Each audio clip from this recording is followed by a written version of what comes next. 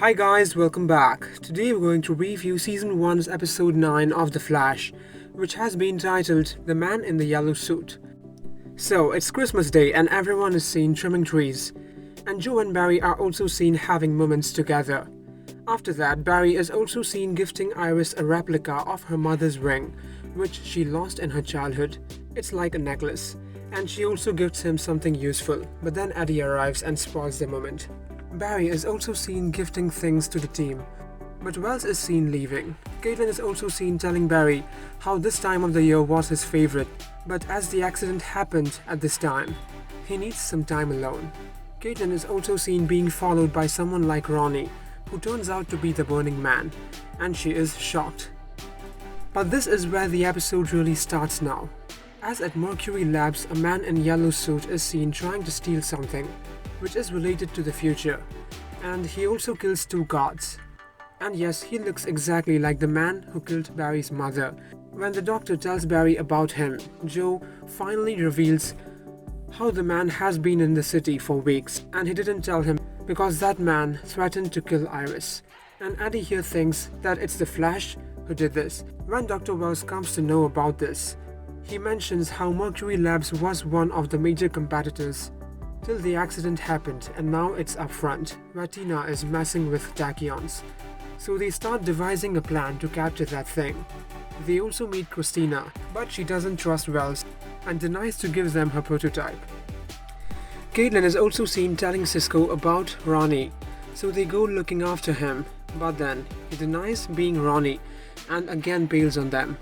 And when Barry is sitting in his lab, the yellow-suited man is spotting him, where we get to see the very first speedster chase around the city, and then at the stadium, he beats up Barry so fast, like he is really faster than Barry, and he breaks him really bad. And then, later at Star Labs, Joe and Wells are also seen telling Barry about how he should not be a part of this trap, as his emotions will cloud his judgment. Barry and Joe both get a tour at Mercury Labs, but Tina doesn't show them everything, and here Barry is seen blackmailing her about the various projects she has been working on that people don't know and that isn't made public. And then she agrees to give that tachyon device to them for the lure. But she does tell Barry how he is so much like Harrison Wells. Eddie is also seen getting onto Joe's nerves as he wants to be a part of that mission, so he is also seen arriving at Star Labs.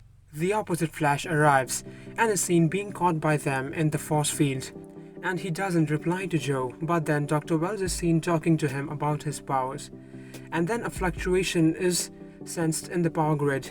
He just calls himself the reverse and takes Dr. Wells in the force field. He is seen beating Dr. Wells almost to death, and then Joe is seen ramming a rod on the capacitor.